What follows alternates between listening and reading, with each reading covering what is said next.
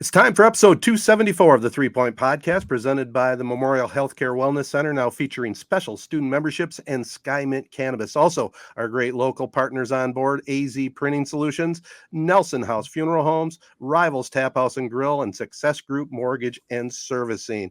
Our special guest we have tonight, we're going to talk some high school sports with Brady Beedon, a broadcaster for GetStuckOnSports.com. We'll be chatting with him coming up. But before we do, just a short little catch-up segment. I know, Jared, you just got back home from some landscaping duties, didn't you? Yeah, it's brutal, man. I mean, I already know my back is going to be very sore tomorrow. Yeah, have you found? Funny. I was going to ask. I just thought of this. Have you found that since you did some landscaping, you worked for Crooked Tree and you've done some other stuff? You missed it, right? That now everyone just asks you to landscape for them. Because I did landscaping for a summer. I worked at Chippewa Hills, for a summer. I've done some other little landscape jobs here and there. And then, I do what I do, I guess, professionally. So like people have either asked me like, oh, you come landscape my yard. And I want to be like, I'm not a landscaper. Or they'll be like, come rewire my whole house, with audio, visual, technology and stuff. And I'm like, just because I work in TV doesn't mean like I just thought like, because you worked at Crooked Tree, do people think like, call up Jared, he'll landscape your yard? Yeah, I've gotten a few. I mean, my brother, I figured, this is a solid. I'll do him a solid. You can do got that. A new house, kind of almost like a house gift type For thing. Sure. I like doing it because it's skills that I learned that I don't want to lose. And I don't have a house. I'm not gonna have a house probably for God knows how long. I'm in an apartment, so I gotta keep those skills somewhat sharp any way I can. So that's almost the part that I enjoy. And it's also kind of cool to feel like you're, quote unquote expert compared to, the local person or the normal person with certain things that you kind of pick up after a couple of summers of doing landscaping. So no, I still enjoy it. You're out and about, you're out in the sun, you get sunshine, you can just turn the brain off. I love it because there's no stress, man. It's physical labor, but there's no thought really going into it other than, the original plan. Then you just got to carry out the action. So that's why I enjoy it.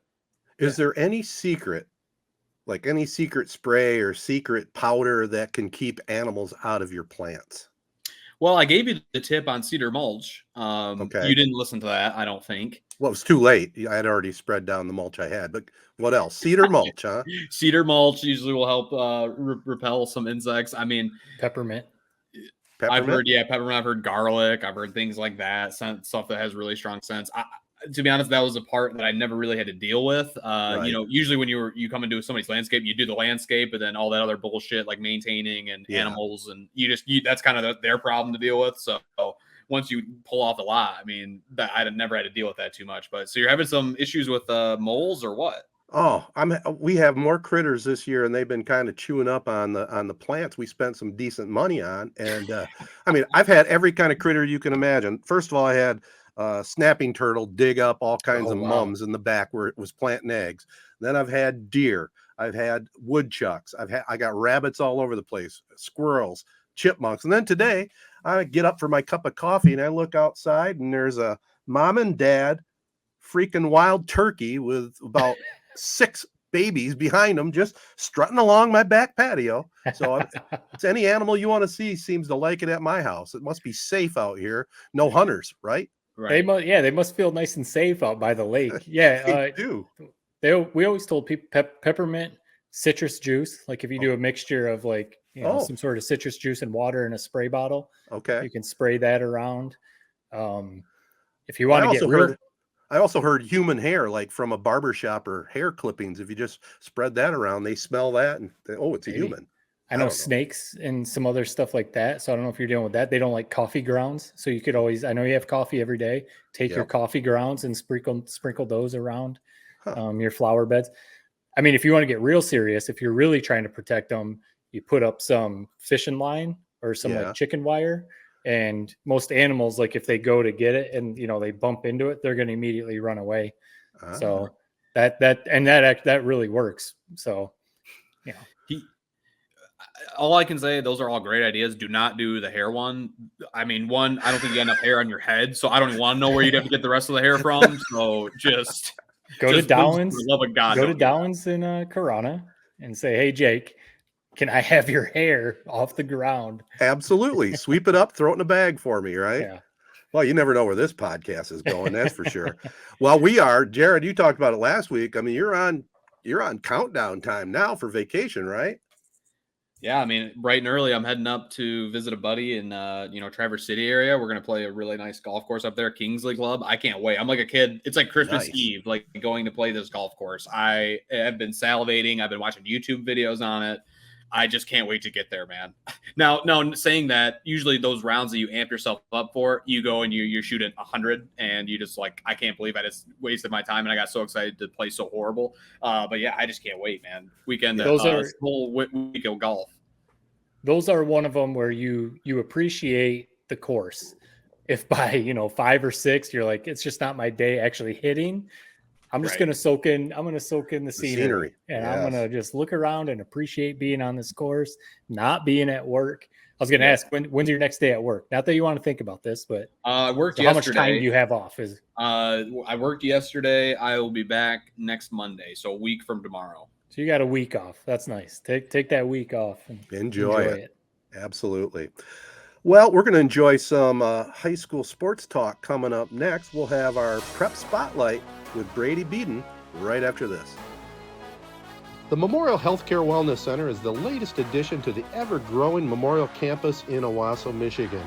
For your youngsters, stay on top of your game with a student membership. Get 3 months at a flat rate of $150. Start anytime with no enrollment fee.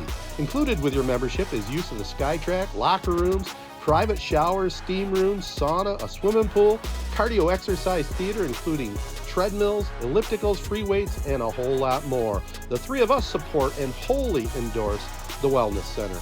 Many great classes are also available like yoga, rock and ride, cycling, step cardio boot camp, and tons more. For more details, follow and like them on Facebook at Memorial Wellness Center, or get more info online at memorialhealthcare.org. Well, next up on the podcast, out of the thumb, Brady Beedon, broadcaster for GetStuckOnSports.com. And first of all, welcome, Brady. And I just wanted to tell you, I always enjoy running into you or Dennis, calling games. I know last time we saw each other, you were blasting out my microphone, calling the Cronum Marine City game. But you do a great job over there. I do apologize for that. I've never been a quiet one. So well, that's all right. I appreciate it, and thanks for having me on. It is always a blast when we run into you. Yeah, of course. Now, my question just out of the gate, I really like what you guys do. Could you give us a little breakdown on Get Stuck on Sports? I understand the name is a takeoff on Dennis's last name, but tell us how that all started and where you're going with it. So GetStuckOnSports.com, it's basically online radio for high school sports in what we call the Blue Water area. Think St. Clairs County, most of Sanilac County. We dip into a little bit of Lapeer County with Emily City and North Branch over there, and a bit of northern Macomb.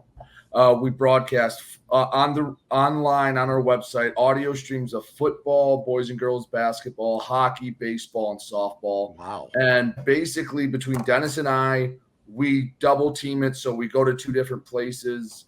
Over the last 3 years, we have broadcasted over 800 games. Wow. So along with the games, we do a podcast 3 times a week, which is basically just an hour show, talk show style of just area high school athletics. So we'll talk about what's happening, what we think is going to happen, and we try to, give the coverage to the kids in that area that need it and deserve it, because there used to be a lot of coverage over here. It's fallen off, as I think it has a lot of places for high school. So that's what we try to do, is give friends, family, the athletes an opportunity to get the coverage, listen to your kids' games live, and also just be able to be involved with the community. Maybe you don't have a kid that plays, but you want to check in with how your alma mater is doing. I like to think we give an avenue for that as well.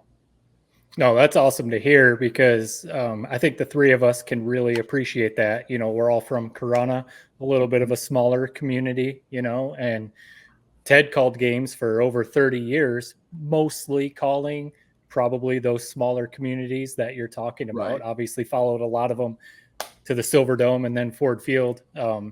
So, maybe got a bigger stage at some point in the season. But I really appreciate exactly what you said, given those smaller communities and players who aren't going to end up on, at a MAC school or a Big Ten school or something like that, giving them that spotlight a little bit.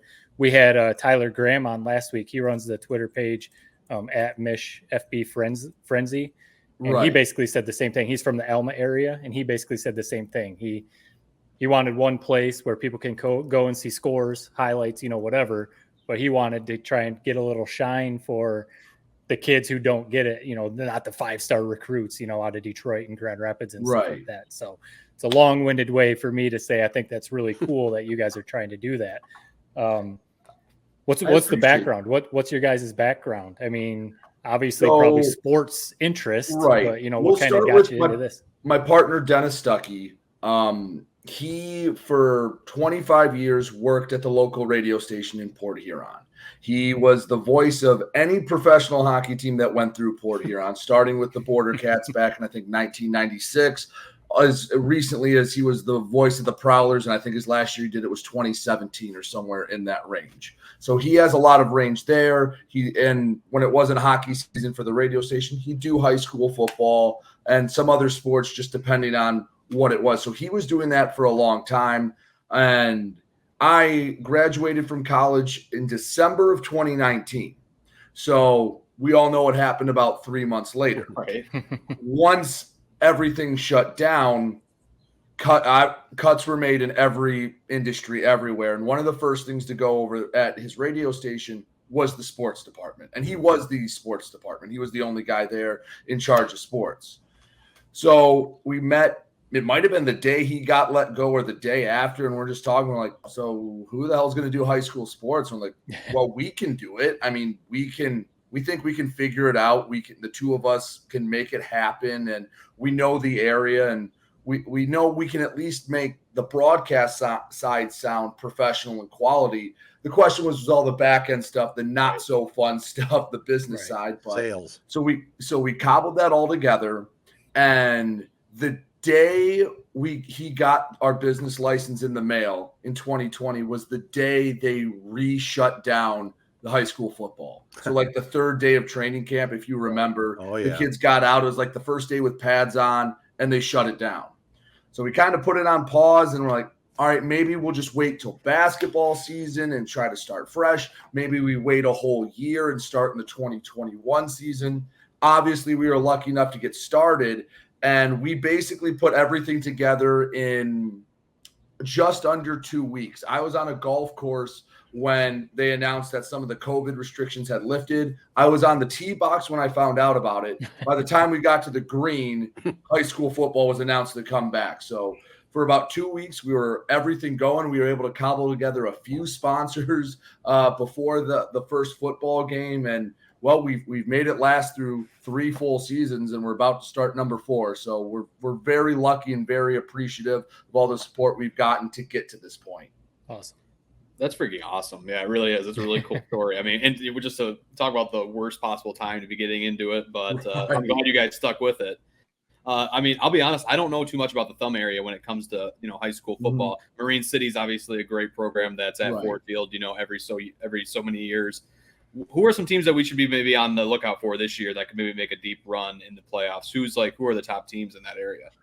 Well, Marine City is obviously always going to be near the top. I mean, for 20 years, they have been the standard of the Blue Water area, the lower part of the Thumb. There's some Port Huron and Port Huron Northern are 2 really good programs that have had a lot of success. The problem is every year they make the playoffs, they seem that De La Salle is in their district. So if they win that game, you're thinking, all right, they can win the whole dang thing, but we all know what success De La Salle has had. So the playoff success hasn't been there, but that's been mostly because that's the team they've run into. I mean, go on the Michigan Historical site and just look at their playoffs. It's usually either they knock each other out and the winner of that loses to De La Salle. So they're 2 really talented programs that have a lot of athletes over there that just can't quite get to that next De La Salle level. Not a lot of programs can. And then the BWAC always seems to have a couple teams come out. Cros-Lex has been on a really good run. They have some phenomenal players there right now. A little closer to you guys, North Branch they're going through a coaching change, but they've had a really nice run. Armada is starting to really build up a program. They were a program that didn't really have a lot of life. And then Kyle Rowley came. His dad, Bud Rowley, coached at Oxford for all those years. He's in Armada, and they won their first conference title in 20 years. They've won a playoff game 2 years ago, and they're looking to take that next step and become what Marine City is. In fact, week 1 last year, Armada knocked off Marine City. It was Marine City's first loss at home, and I think in 4 years. And now week 1 this year is the rematch in Armada. So I'm really excited for that one. Well, like I told you, we're all over the place with questions. I'm going to go back to a little bit on the business end. You guys are putting out a ton of content out there. Right. Is this your full-time gig? Is this part-time and you're just spending all this extra time doing it? Tell us how it all works. So as anyone in the broadcast industry knows, unless you hit it big, you're basically going to have your hand in a few different areas. Mm-hmm. I'd say this is the main course for me. This is what I do 5-6 days a week. And Dennis has been really good letting me supplement other things. But we've been lucky enough that through getting advertisers, whether it's on our live streams or on our podcast, have been able to keep this going and keep it at least somewhat financially viable for 3 seasons. But I think this past tax season, I had 4 tax forms to turn in. And this coming one, I think I'll have 6 or 7. So it's a little bit of other things. I'm wearing actually the Motor City Rockers shirt. I work for that hockey team out of Fraser. They're in the FPHL, the same one that's in Port Huron with the Prowlers. I do color commentary for Wayne State football on the radio. I do that with Sean Belesian. St. Clair County Community College, I do volleyball, boys and girls basketball stuff there for them during the fall and winter. I mentioned Wayne State. And then the USPBL this summer was something new I added down at Jimmy John's Field in Utica. I've been broadcasting for them as well. So it's a little bit of everything. And then you add some freelance things here and there, or tournaments coming in, something like that. So I'll try to add that on the plate. But yeah, Get Stuck on Sports is my main thing I do. But Dennis has been very gracious. He understands what it's like to be a young broadcaster trying to get as much exposure as possible. So he's been very gracious. Hey, if I have to miss a Friday night game to do a Rockers game or miss something to do SC4, he's very understanding about that. Well, I think it's very cool. We've talked about it to other guests before about the hustle. And, you might not be making a full-time living at Get Stuck on Sports, but you're making a full-time living on sports, which is very cool. Yeah, right. I was lucky enough between my parents having foresight and only having one kid and getting a scholarship to play at Wayne State that I was able to graduate debt-free.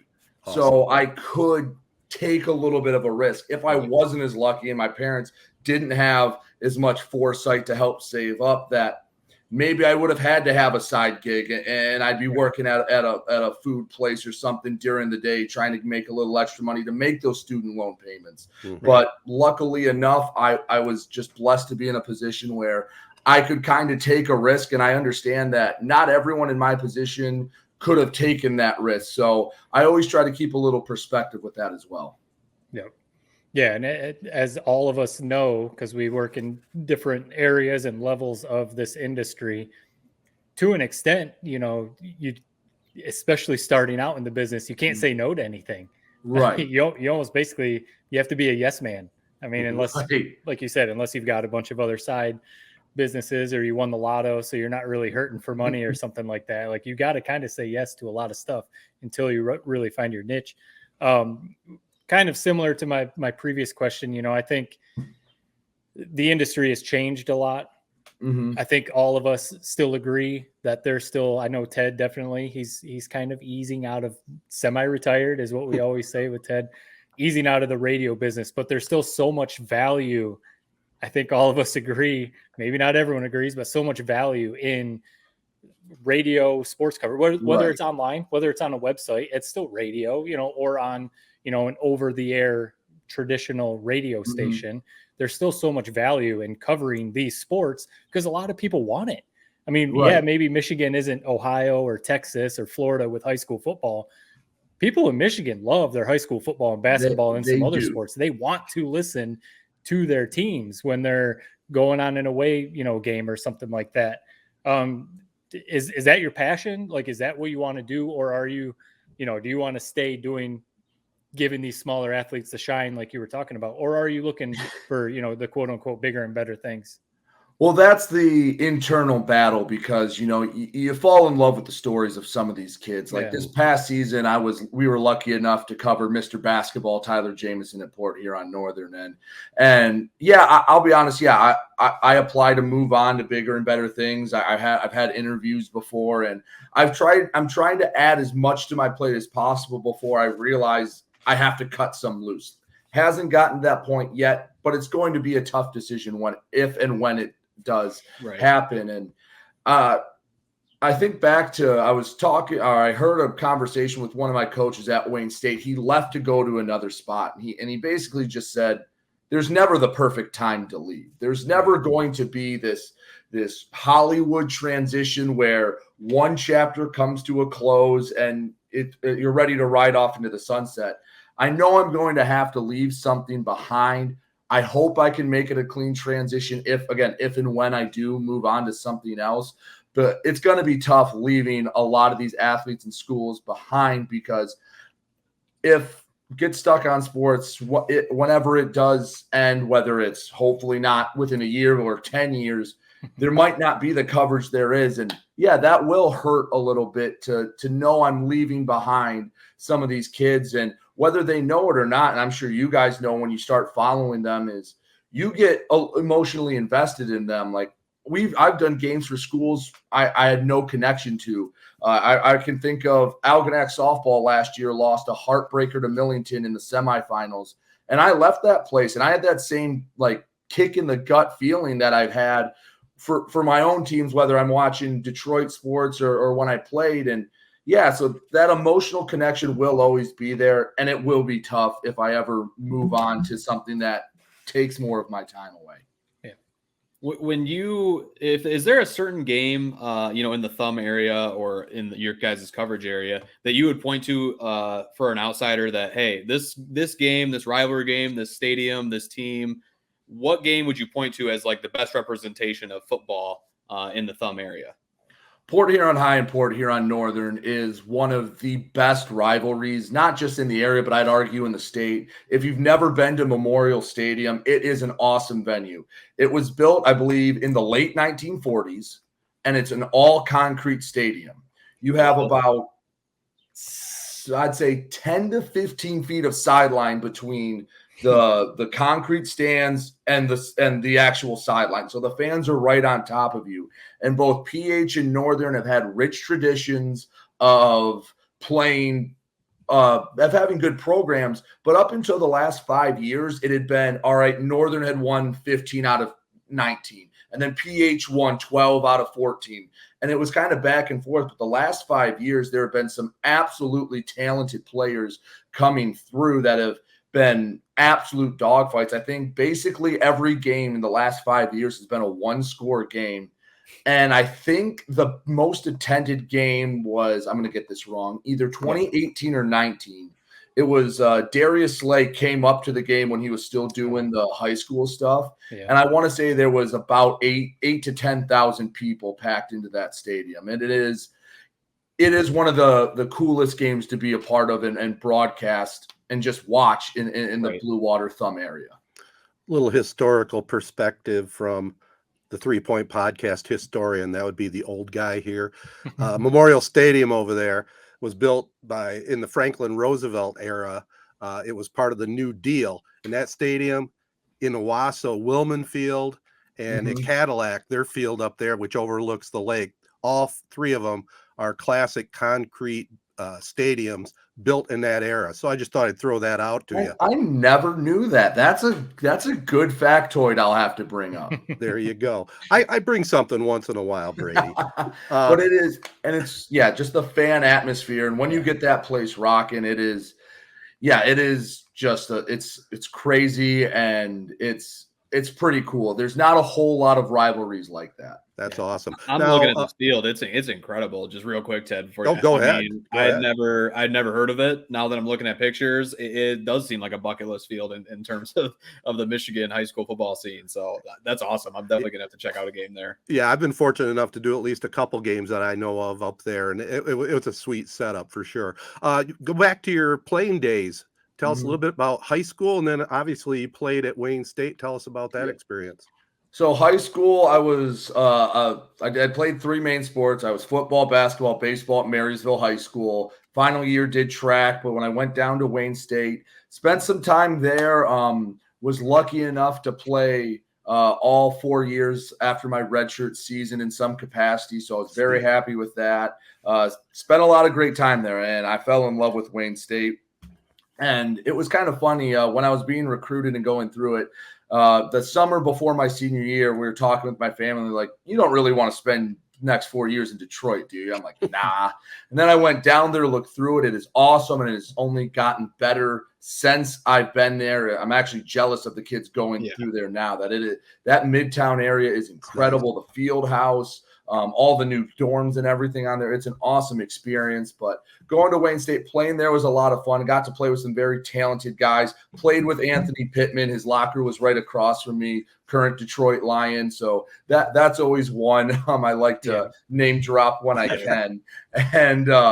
And luckily enough, my final game there was when we beat Grand Valley in Allendale for the first time in 35 years, I believe. Yeah. That was a very fun night. Yeah, no, I can imagine. I remember. So I graduated from Grand Valley in 2008. I was there pretty much during the height of Grand Valley's reign over D2 football. Jared's a Grand Valley alum also. Yep. More recent than me. I remember hearing about that Wayne State run. I remember hearing about that. From Port Huron, Terry Mitchell was a Port Huron product, and I know he was there when they won national championships. So he was one of the guys instrumental in that. Yeah, it was pretty cool. I got one campus. What was it like? I mean, we went to Grand Valley, but Tony Anise is a Corona grad, so we're all big kind of Ferris State guys. What was it like having to go against him for 4 years, and what would you expect from a Ferris State team? As a firsthand perspective. Well, they always have the best athletes. It seems like they find guys out of nowhere. I mean, who offers a lacrosse player and gets him to become a stud? Like, that's an NFL player. They always had dudes and they always had athletes, and he was a really good X's and O's coach. And yeah, unfortunately, we've had to deal with it. We almost shocked them 1 year, but yeah, they're just a really talented team. They just have more dudes than anyone else, it always seems like. And right now it's an arms race on the west side of the state between Grand Valley and Ferris State. Unfortunate for my Wayne State team that they're in a conference with basically the number 1 and number 2 program in the country. And it's you're going to have 2 absolute battles. It's like if you had Alabama and Ohio State seemingly in your conference every year, automatically right there. Yeah, but Wayne State has a little bit of buzz right now. I mean, Tyrone Wheatley, the new head coach. What do you think that's going to look like, coming up this fall? I feel like the GLIAC, I mean, with all the different coaches that have come from Ferris, kind of the inner rivalries there, Tyrone Wheatley at Wayne State. I mean, I think it's going to be a really fun season. Everyone is just kind of up in the air because it was such a weird end to the Paul Winters era there that Tyrone Wheatley just kind of been very quietly doing his thing. Not a lot of keeps everything kind of close to the vest. So I might know a little bit, but not more than anyone else knows. I know there's dudes on that team, but again, I know he's going to be a name. And I know when he goes into living rooms, hey, dad's going to know who Tyrone Wheatley is. Right. That's going to be the appeal, that when he talks to someone's son, is that their dad's going to at least have some name recognition. Mom and dad will know who he is. So I hope that helps with the recruiting side, but who knows? Because I haven't had a chance to meet all the assistant coaches, and you guys know that who you surround yourself with is as important as who you are as a coach. I have a general idea of what type of offense and defense they might run, but I'm going to be as interested as anyone in the next coming months or so, or weeks, I guess now, to see what Wayne State will look like when they kick off. And they open up at Slippery Rock, who is usually one of the better teams in D2. So it's not going to be an easy schedule for Coach Wheatley and his inaugural campaign. Yeah, I mean, you mentioned it's all about, for head coaches, who you surround yourself with. Jared mentioned Coach Anise and his coaching tree. We've had Ryan Brady on, who's the head coach over at Saginaw Valley, came from that coaching tree.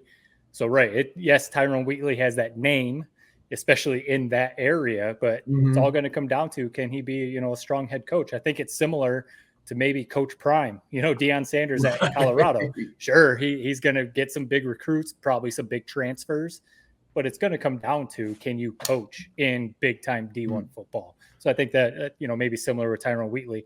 Coming up, we're talking about high school football is right around the corner. We do a show. We've done it for 5 or 6 years now. The Prep Pigskin Preview is what we call it. Dennis has been our guest from your area on, so maybe you guys can thumb wrestle over who does it for us this year. But you already gave us some teams to look out for. One thing we always look for in that preview show. Give us, maybe 3 or 4 players that our listeners should know about from your area. Well, one guy off the top of my head, and I think he's going to be near the top of everyone's list. He's from Croslex. His name, Belly Groppy. He is a running back, and he is a dude. He missed, I think, 3.5 games last year and still rushed for over 1,000 yards.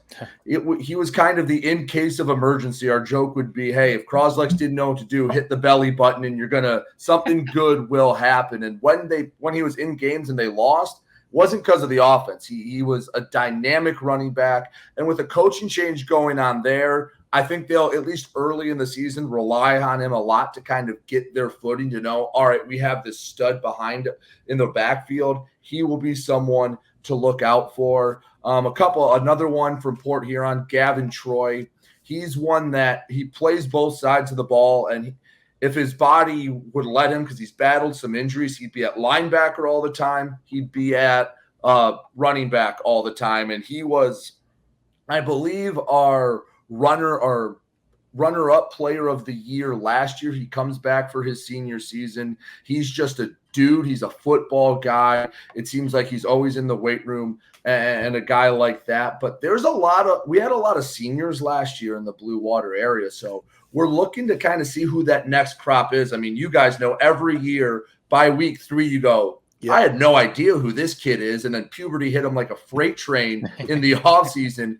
And now he's one of the best guys. We are going to have a lot of big offensive linemen. I know they don't get a lot of love in shows like this just because it's hard to quantify. And when you're doing a game, you can't watch the linemen play. But there's some pretty big guys all around the area that I think are going to make some running backs' lives a lot easier. I know North Branch, I believe he's just a sophomore. Bickle is his name. I think he already has a central offer. The kid from Marysville, Troy Kaza, I think he's 6'6", 285 right now as a junior. So he's the guys. There's a few others that I'm missing, but guys that when you show up to the field, you go, I think that guy's a good football player, and I just saw him walk out of the locker room. Yeah. Good stuff, man. I'll tell you what, appreciate the time, Brady. This has been a blast. We love talking high school sports. Like Matt said, flip a coin or whatever for which one of you join us on our preview show, all right? But tell our listeners, we'll share our way from our end. Tell our listeners the best spot to catch up with you, because I know they're going to want to stay on top of what you got going on. So for everything we do, our main hub is Twitter. It's at G_StuckOnSports. We'll put out every time we have a new podcast. We'll let you know what all our games are. And during our games, we tweet out live updates. So even if you're a fan for someone maybe in the Flint area or not necessarily in St. Clair County, if your school plays in there, we'll give updates. And if you're playing up here, you might be able to catch a few games. I know there's random teams we always end up doing 2 or 3 times. Like I think L'Anse Creuse North, the team we don't cover, I think we do 2 times just because they play at Memorial Stadium twice. So even if you're not directly in the area, you can still catch up and at least listen to the games live. We're also on Facebook, but if you just go to getstuckonsports.com, it's a very simple website. Our players are right there. We have a link to our live streams. We just use Mixler, so you just hit play for all the grandma and grandpas. Made it as simple as possible to use, and we also archive our game. So if you see us at a game that maybe you didn't know we'd be at, you can go back and listen to it after the fact too. Awesome. Well, and again, thanks for joining us tonight. It's been a lot of fun, Brady. We'll catch up with you down the road. Awesome. Thank you so much for having me. Success Group Mortgage and Servicing is Shiawassee County's only licensed mortgage broker, lender, and servicer.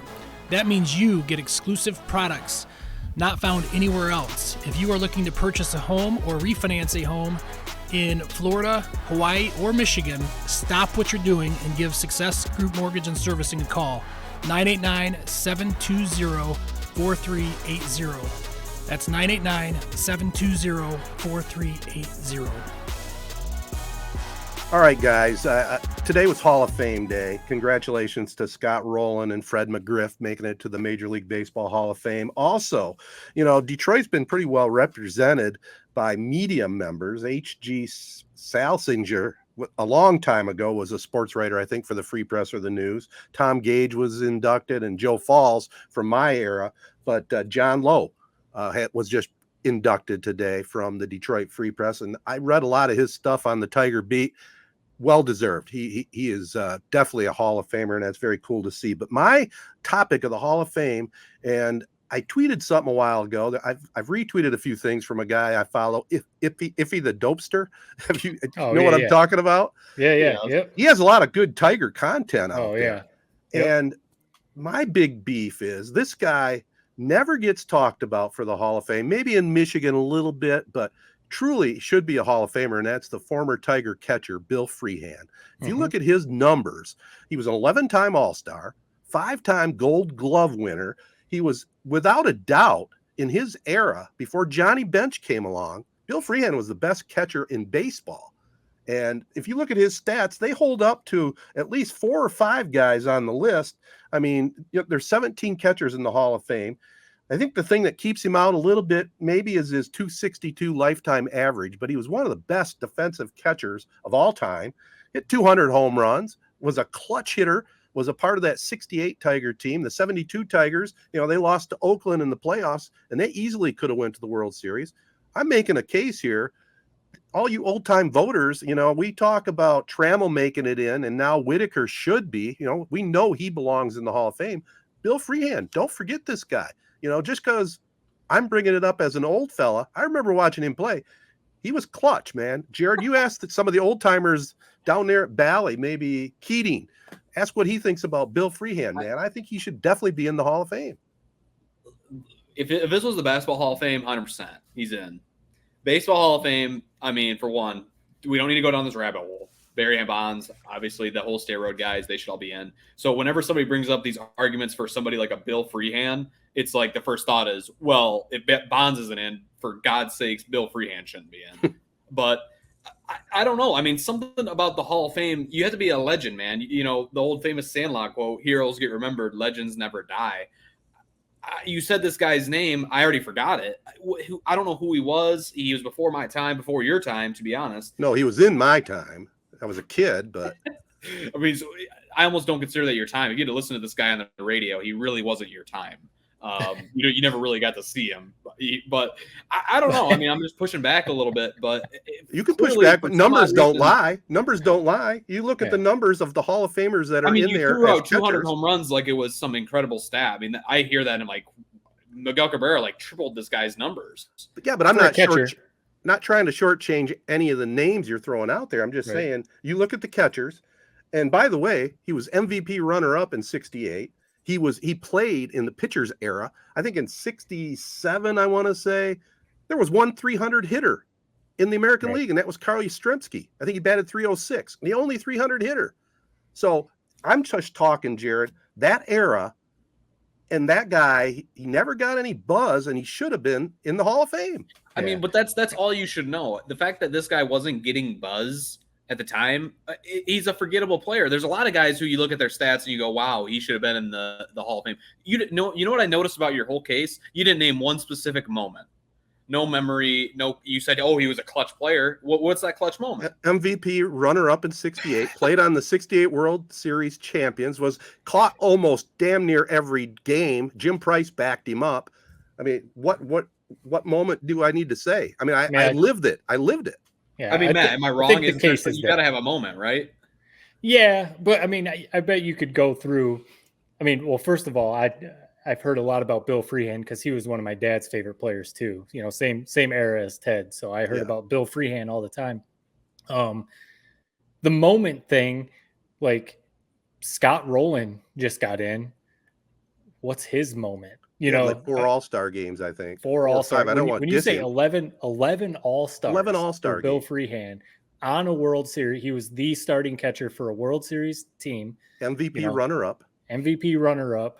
And, you know, I think that's enough to do it right there, because we could go through if we like you said, it'd be a rabbit hole. But if we wanted to go through, we could probably list a number of guys who don't have a moment.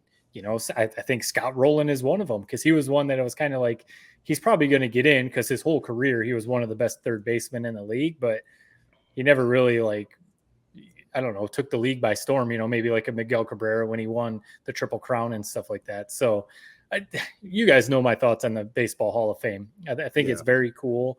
You know, I think it's still, you know, very prestigious to make the Hall of Fame. I just think it's a big crock of crap, basically, because guys like a Lou Whitaker, guys like a Bill Freehan can't get in when they're clearly deserving. Right. And it's just people voting. So it's really probably some people just don't like Lou Whitaker, so they're not going to vote him in.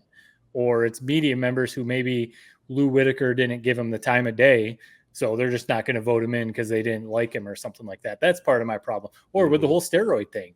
People aren't going to put Barry Bonds, Mark McGwire, and these guys in because all of a sudden they're on their moral high ground about steroids. So they're not going to put Roger Clemens, Barry Bonds, and some of these guys in. It's like, come on. 11 All-Stars and the starting catcher for a World Series team. Bill Freehan deserves to be in. I think so too.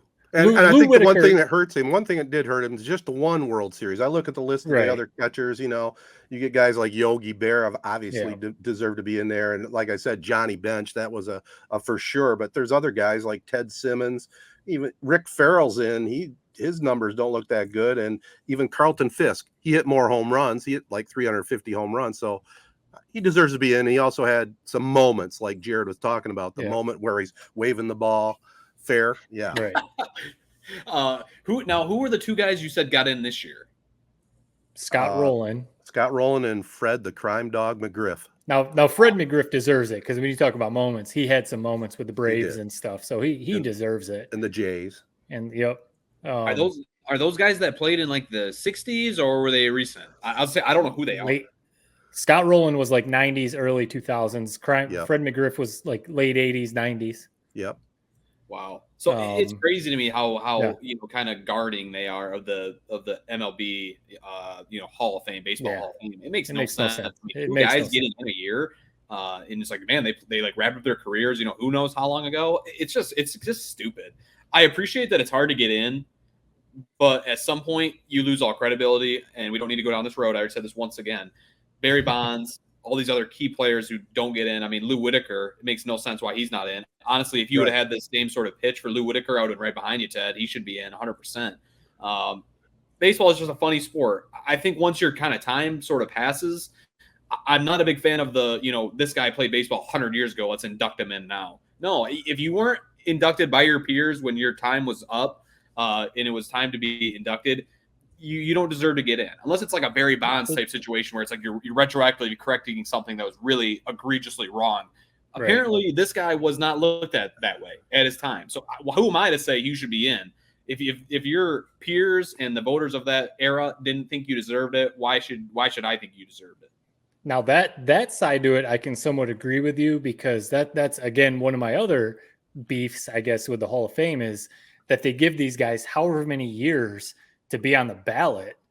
And a lot of times maybe they start off only getting 1% of the votes. And then a year after year, it goes up and up. And then finally by the 15th year, they get in. And I'm like, if you didn't think this guy was Hall of Fame worthy the first year he was on the ballot, what changed? His stats haven't changed. His moments haven't changed, you know? So kind of to that point, what you're trying to say, Jared, I do kind of agree. If Bill Freehan didn't, if, you know, the Hall of Fame people didn't think that he deserved to get in the mid 80s, why should he get in now in 2023?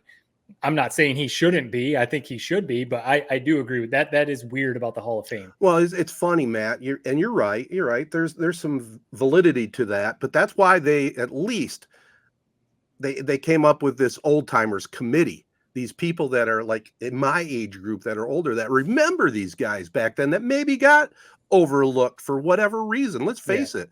A lot of these sports writers were assholes. Who knows? Maybe they didn't like Bill Freehan. Right. You don't know. That's like Jared said, this whole steroid thing, it's ridiculous that they're banning those guys. They played in that era. Okay. Did they do things wrong? Well, okay. Yeah. But there was a ton of players that did. They still would have had Hall of Fame numbers without the steroids, I think. You know, they were baseball players, for God's sakes. It is kind of a sticky wicket for sure. But I'm sticking on it. Bill Freehan's my man. Get him in there. And along with that, Mickey Lolich probably deserves to be another look at to be in the Hall of Fame. Lolich, isn't the Lolich thing? His window was pretty small when he was dominant, right? He didn't have like a long. He probably had a 6-year run where he was leading the league or right up at the top of the league, striking out. Talk about having moments, outdueling Bob Gibson in Game 7 of the '68 World Series and winning 3 games and pitching all those complete games. I mean, yeah, the window may have been a little shorter, but I don't know. Yeah. I just remember that's what I've heard people say a lot about Lolich. His, you know, like Roger Clemens was great for 20 years, basically, or, you know, whatever. Lolich maybe a little smaller window. But all I'll say, and this is the biggest dead giveaway that this guy just kind of came and went. And I don't want to, like, again, if he would have been voted in, I'd be cheering it. You know, it just, I hate it. And this is 2 points being made. First point, he passed away a few years ago. There's nothing I would hate more for him to get inducted in like 3 years. It's like, if you didn't want to give him his flowers when he was alive, it's almost like a slap in the face that you want to induct him now that he's passed away. Right. Looking at his stats, I agree he should be in. But another red flag, and you could blame it on Tigers fans. I mean, obviously Sparky Anderson wore 11, but Bill Freehan was way before Anderson, if I'm not mistaken. Why is this guy's jersey not retired? Yeah. Well, there's a few that probably should be retired that aren't. That's a fair question, but that's beside the point. I mean, it would just be weird to me. This guy's in the Baseball Hall of Fame, which is apparently the hardest thing to get into. It's harder to get into than it is to escape Alcatraz. But yeah, his jersey isn't even retired by the Tigers. Here's another thing you should talk about, Jared, with your friends. Why don't the Tigers have a Detroit Tiger Hall of Fame? A lot of other major league teams do. That'd be really cool, wouldn't it? It would be. I'd be curious to hear the reason why they don't have. You know, like Yankee Stadium has it, and it'd be cool to have that out. You know, they've got the statues at Comerica Park, but not necessarily like a Hall of Fame or whatever. Yeah, that's not a bad point. I think Comerica. I love their statues. They're so cool. I can't wait to see the Mickey one that they build. The jerseys on the cement out in the outfield. I think that's awesome as well. I don't know. A Hall of Fame. It's an interesting point. Maybe it is something that could be coming down the road. How many years does it take to build a Miguel Cabrera statue at Comerica Park? Is that happening next year?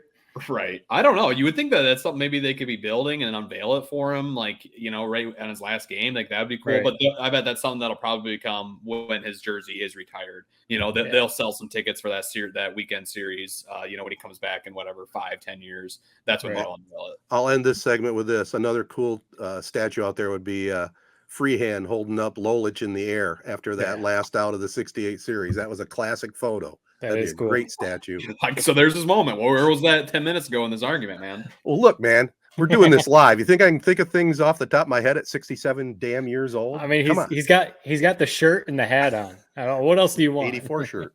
Right. All right, where are we going from here? I just had one quick thing on British Open. We don't got to spend much time on it. I mean, at the end of the day, it was somewhat of a forgettable tournament just because it was such a blowout.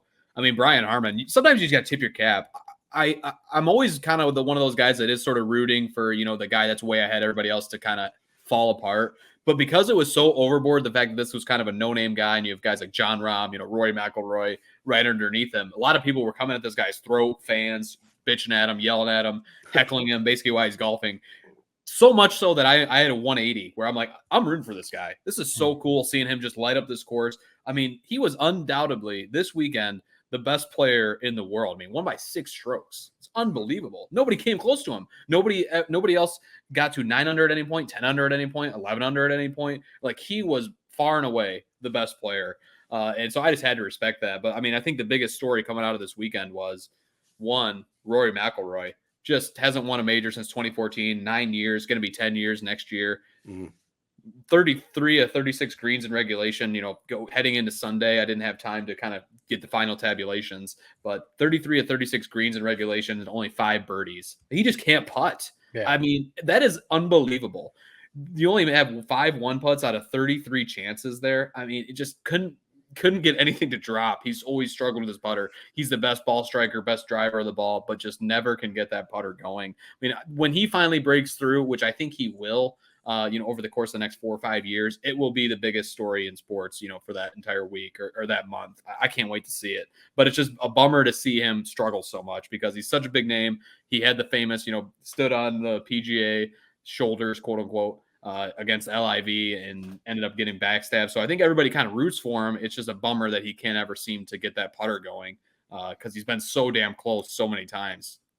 It's almost like the definition of the yips in golf. It just seems like it's got to be in his head, when he has a semi-easy, putt for a birdie. And he's got to be thinking about it in the back of his head. It's almost like he just has to get the monkey off his back too. Maybe like Ricky Fowler. Fowler finally got that win. Maybe he can finally start playing a little looser. It's almost like McIlroy needs that. He needs to win a major and just get back to, because like you said, everything else about his game, he's probably the best on the tour. You just can't putt. I thought you were going to say the big takeaway was the waggle count for Brian Harman. Right. I mean, that's a negative, man. Do you make anything of that? I couldn't believe that. Okay, I didn't watch every hole. I didn't watch every minute of coverage. I'm kind of surprised that NBC put a waggle counter on the broadcast. Like, I get, like, that's what everyone was talking about on Twitter and stuff. Oh, yeah. How long he would take waggle, waggle, waggle, check, check, check, waggle, waggle, waggle before he hit the ball. I almost feel like they were making almost like a mockery of it. Like if that was Tiger Woods, would they do that? Tiger Woods in his prime, even now.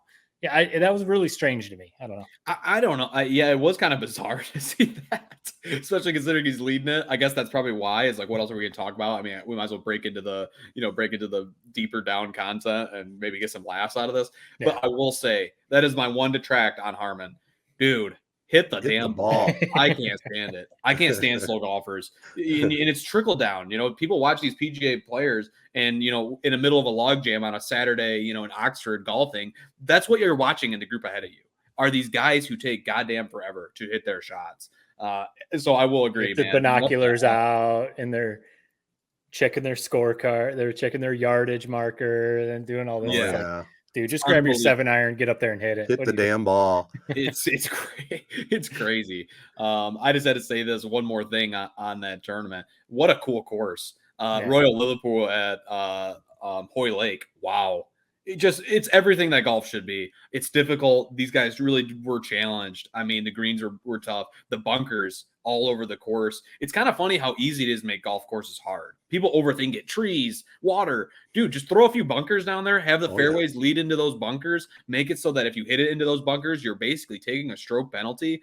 I mean, the most electric hole of the weekend was day number 1, Rory McIlroy, hole 18. Took 2 shots to get out of the bunker. Holes a par save. Crowd loses their mind. I mean, I love that type of golf.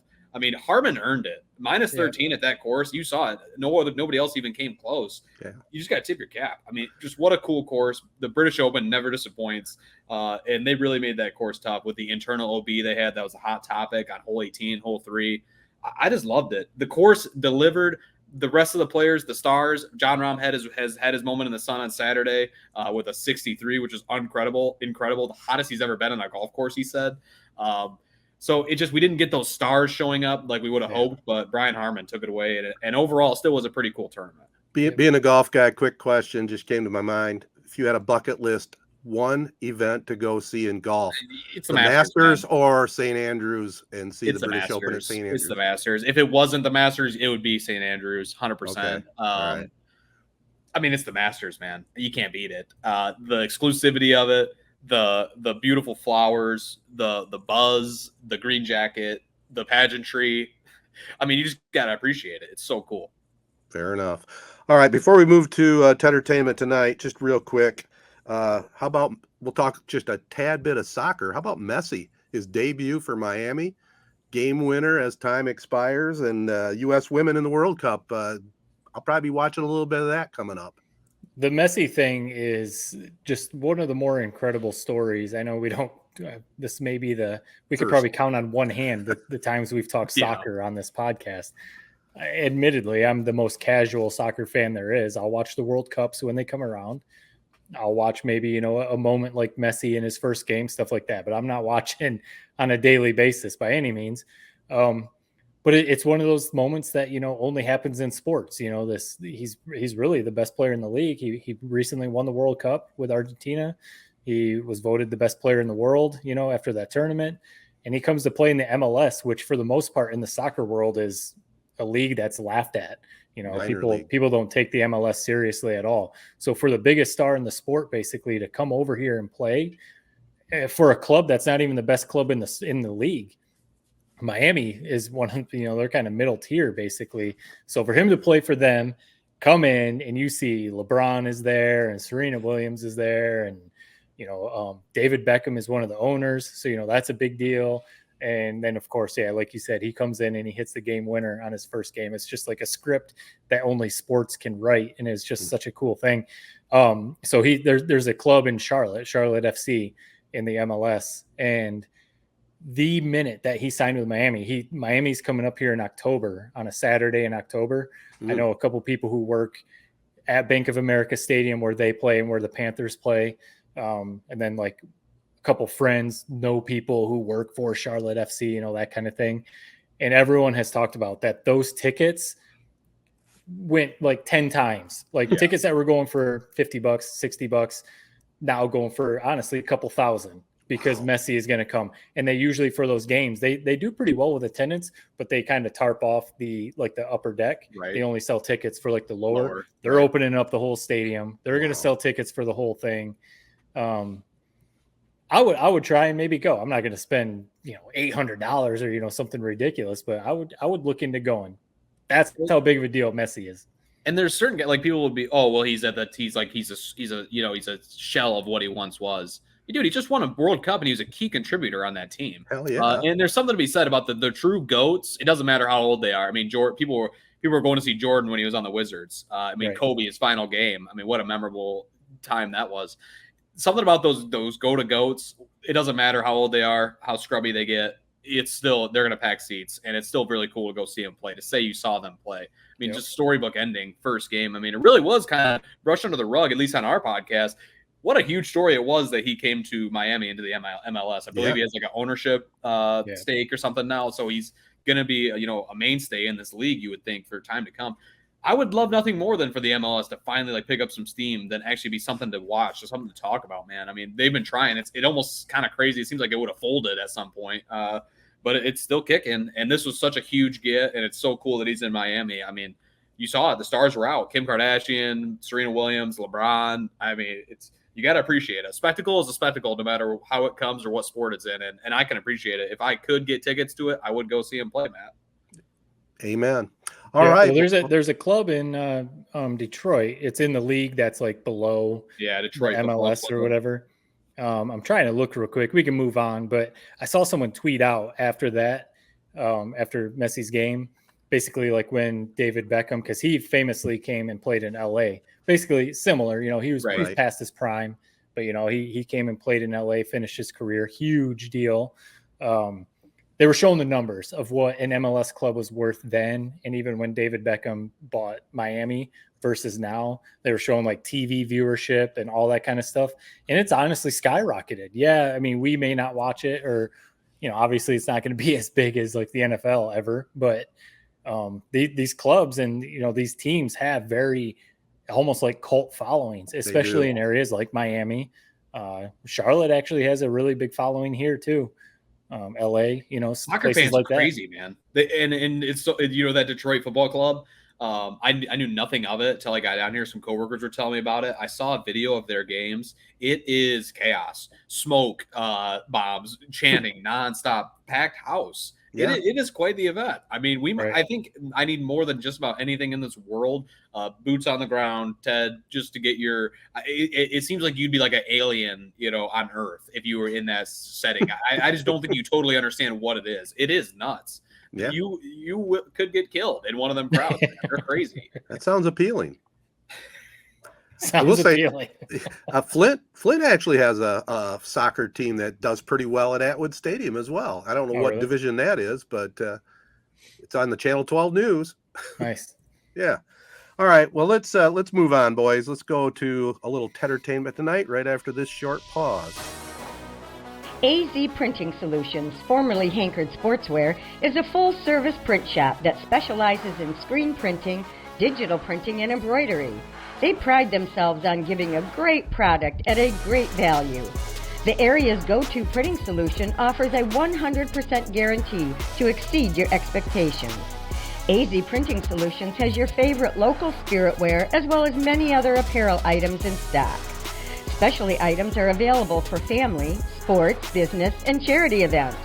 Call 989-725-2979 or stop into the store in downtown Owasso.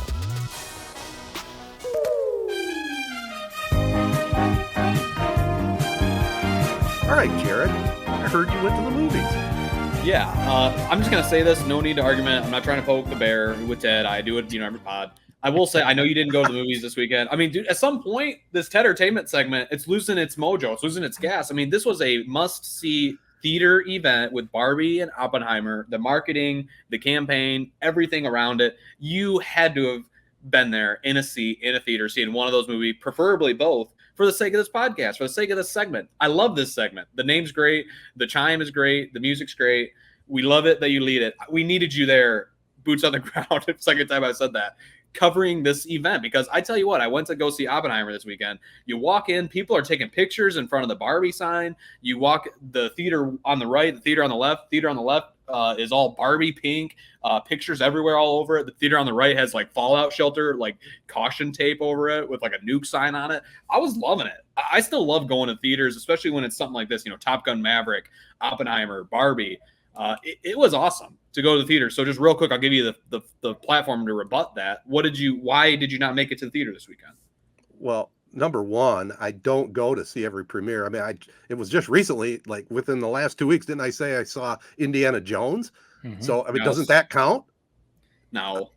Nobody, yes. No culture. The Indiana Jones was a little drop in the pot. But I don't succumb to this pop culture. I have to be at the theater. Oh, did you wear your pink outfit? Did you watch both at the same time? Man. Did you Barbieheimer? Did you do it, Jared? Did you do that?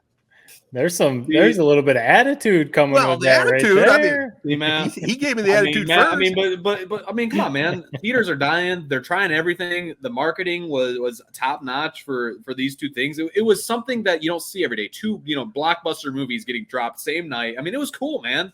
I'm not denying that. I'm not denying you having your pleasure. That's fine. Dogging me. It's going to be there for another couple weeks. Yeah, but I mean, you're not going to have the crowd, the energy, the souvenir cups, the people taking photos. I don't thrive on the crowd. Believe me, I like it when it's more empty. That's why he goes to the matinees. Exactly. Fair enough. I mean, I'm just saying maybe next week we can get a review of both films if that's not too much in your busy schedule. We got Onaway coming up, so that's maybe a week after that. Yeah, so a couple weeks. Stay tuned, 3PV listeners. We will have Ted's review of Barbie and Oppenheimer. So what's your review? Give your review. So first off, I'll just give you my rating right off the top. 2.7 on the 3-point pod scale. Okay. Just a really interesting movie, man. I mean, it took about 30 minutes for me to fully kind of understand what they were doing. I mean, there's a few different timelines they follow. So one is basically, them building this nuke at, Project Manhattan at Los Alamos, which I had no idea what Los Alamos was. It's basically what it was for people. I'm not going to give away any spoilers, so don't worry. Basically what Los Alamos was is it's this basically this town that they had to make to try and recruit these, all the top physicists in the world to come to New Mexico to test this nuke. Basically, they had to build a barbershop. They built, a bunch of houses. They built, a market. Like this is like basically a little town they built from nothing so that they could recruit all these people to the middle of nowhere. So I thought that was really cool. I didn't know that. But this movie, stars galore. Every time a new character is introduced, it's an A-list star, even for like the most minute, 30-second role. I mean, it's Cillian Murphy, Florence Pugh, who I'm not the biggest fan of, but people love her. Matt Damon. I mean, he kind of won the movie, in my opinion. I thought he was great. Robert Downey Jr., Rami Malek, Casey Affleck, Emily Blunt, Jason Clarke, just to name a few. And then there's a ton of other guys like Josh Peck, who you're just like, I know that guy. So I was blown away by the amount of guys that Christopher Nolan got to commute to this movie. I mean, Cillian Murphy, outside of Matt Damon, I thought he was great. He nailed it. He is Oppenheimer. When you think of it, when you see pictures of this guy, just totally embodied it. It was a little bit slow out the gates, but once you get to the point where they're starting to recruit this kind of super dream team of physicists to come build this nuke, it really takes off from there. So I'd say like the first hour, it's a little bit slow. Be patient. It gets going, and it ends up being great. There's a few really, really, really good scenes. No spoilers.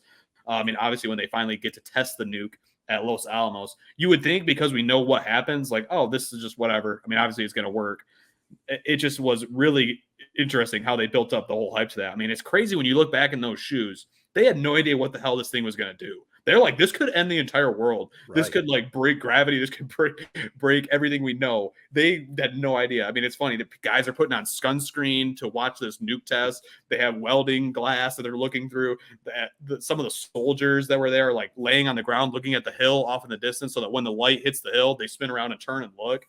It just was really cool. The one part I didn't think Christopher Nolan totally nailed was the kind of relationship between Florence Pugh and Cillian Murphy. I didn't totally understand why they had that in the film.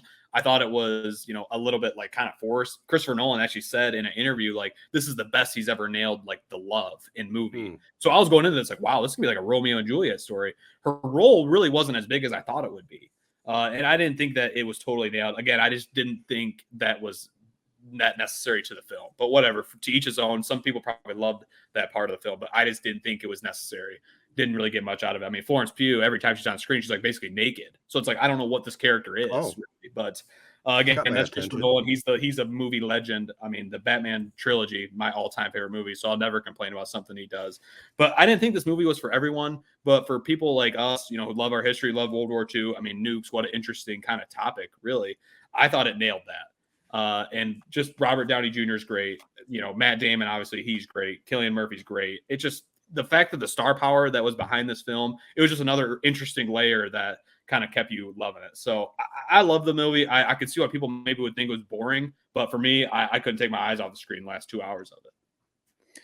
No, I'll be excited to see it for sure, because I've read a few reviews trying to stay away from spoilers. I mean, yeah, most of us know the gist of the story or whatever, but trying to stay away from the big spoilers. But when you put every name that you just listed and then directed by Christopher Nolan, I mean, with a story or a topic as cool and interesting as that, I mean, it's going to be good. So and it does seem like one that would be better to see in the theater. I don't know about better, but it seems like one that'd be cool to see in the theater. Yeah. The sound is incredible. The soundtrack, I mean, it's awesome. And I'll be so like, I didn't even know Matt Damon was in this movie. It's like I didn't see him in any of the lead up to it. You saw a lot about Downey Jr., Florence Pugh, Cillian Murphy. You saw them all over the place at red carpets. I didn't even know he was in it, and he had a great part. It was really, really good movie. Really cool history piece. I mean, you learn a lot. It's kind of hard to follow. I think it's worth a rewatch. Now that you kind of know where it's going, what these three different kind of time frames are. I mean, it's Christopher Nolan, he kind of always kind of makes things a little bit more difficult or harder to follow than maybe they need to be, but I just loved it. Plus he filmed it on a special kind of film, from what I understand. It's like not IMAX film, but it's a real like wide 70 millimeter or something. From what I understand, it's basically you can only watch that type of film at like only 19 theaters in the country. So, and one of them's in Grand Rapids, actually. Yep. So that sounds like how Ted can maybe make it up for not catching either the Barbie or Oppenheimer. If you guys had to pick, what movie would you guys have been? Because I'll be honest, leading up to it, I was like, we were going to go see Barbie. And then kind of I had like a last second change of heart where like, I got to go see Oppenheimer. You know what? So I ended up being an Oppenheimer guy, but that's kind of the big debate. Which one would you guys have been? Well, my wife actually mentioned about Barbie, and we almost went to Barbie yesterday, to tell you the truth. But I would rather see Oppenheimer. And my question to you is, since you gave me all that grief, which was fine, we have fun with it. It wasn't a fair. Why didn't you see both of them? Why? Like that's the big thing. That's a good point. Because I'm too obsessed with golf. And then I worked on Saturday, so it's like I could have done the whole double feature thing. I mean, I love going to the theaters, but I tell you what, man, 6 hours in a movie, that's I don't know if I could do it. That's tough. a lot. It would be awesome if you did it. I don't know. I feel like I put a lot of dreams and aspirations on like what you should do with your life. You do. There's something funny about you buckling up for a two feature day in Barbie and Oppenheimer that I would love. What would you go see? It's a long that I've done it a few times. It's a long day. It sounds like a great idea, but when you get into that second movie, you're definitely a little tired. Luckily, these two movies are almost like polar opposites, so that might keep you awake a little bit. To be honest, I definitely want to see Oppenheimer.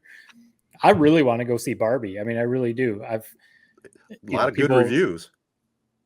See, I was going to say the complete opposite. A bunch of people that I work with said it was a fantastic movie. It's a shame that the people, at least what I've seen, the people that I've seen who are taking shots at it are doing it because of their political views, and they're trying to turn it into right versus left, like people do with everything. They're saying that this movie is like a feminist type of movie, and it's a left wing propaganda type of movie and stuff like that. And I just think people are stupid, to be honest with you. It's just a movie. Right. But, like I again, kind of like everything you listed, all the actors, the talent and everything like that with Oppenheimer, I think it's very similar with Barbie. There's some very A-list actors and actresses in that movie. And the people that I've talked to that have seen it have said, like, the script is great. There's comedy. There's some serious stuff. There are some messages, some like life lesson type messages in it. It's funny. Like, I don't know if I said that, but like Ryan Gosling is apparently fantastic. Margot Robbie. I mean, how can you go wrong? So, no, I really want to see Barbie. I really do want to go see it. Well, I might see both. It won't be for the next podcast, but give me a couple weeks before football. Yeah.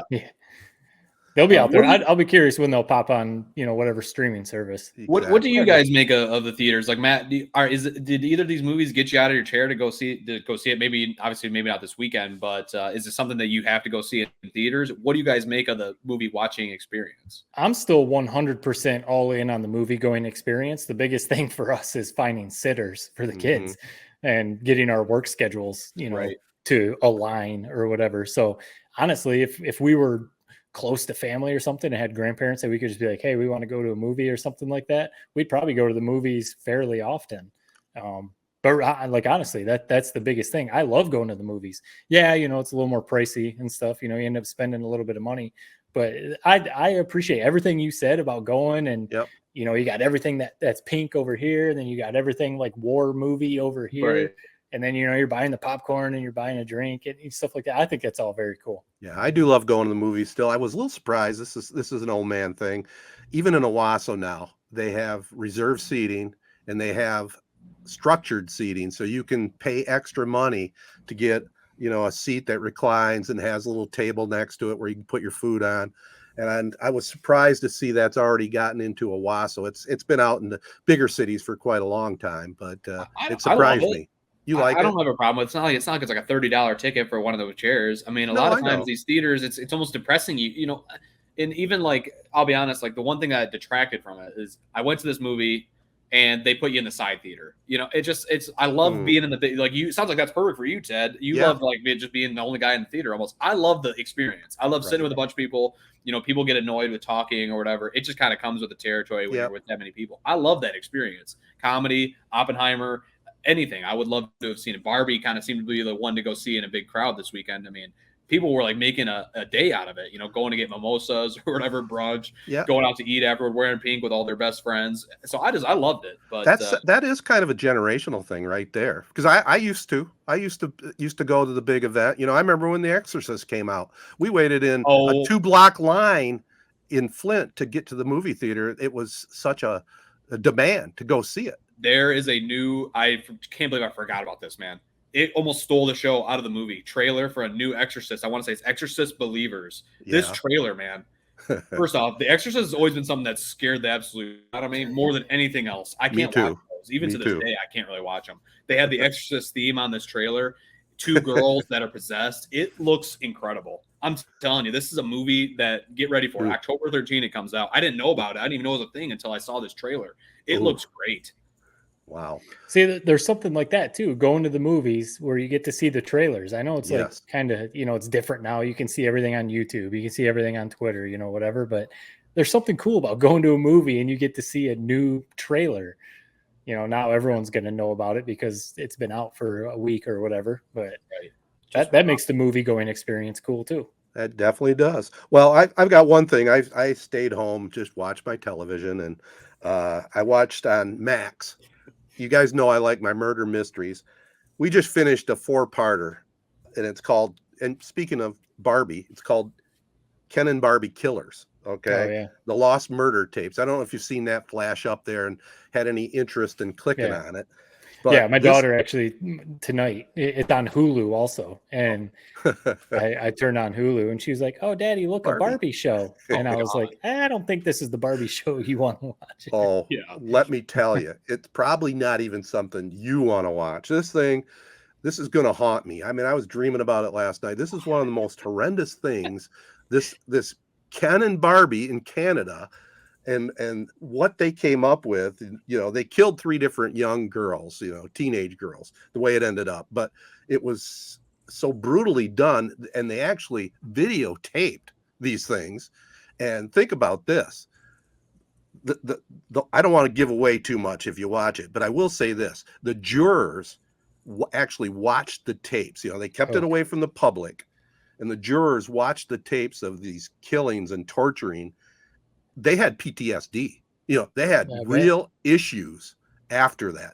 Thank God they didn't show any of the videotapes or anything in this documentary, but the 4-parter, it was just mind-boggling how evil these 2 individuals were. And they had everything in front of them. It's called Ken and Barbie. I mean, they were good-looking young people in Toronto, Canada, and the husband guy, He started out as a rapist up in Toronto. He was called the Scarborough rapist.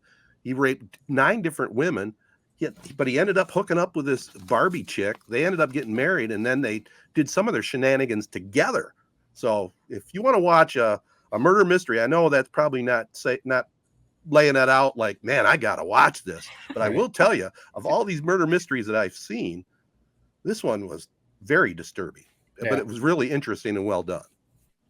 Yeah, I wonder if you watched this one on Max, you said? Yeah, yep. I wonder if the one that I've seen on Hulu is the same, or maybe it's a different. Probably same case, maybe a different. Yeah, same case, possibly. But maybe just done differently. Yeah. I would definitely be curious to watch it.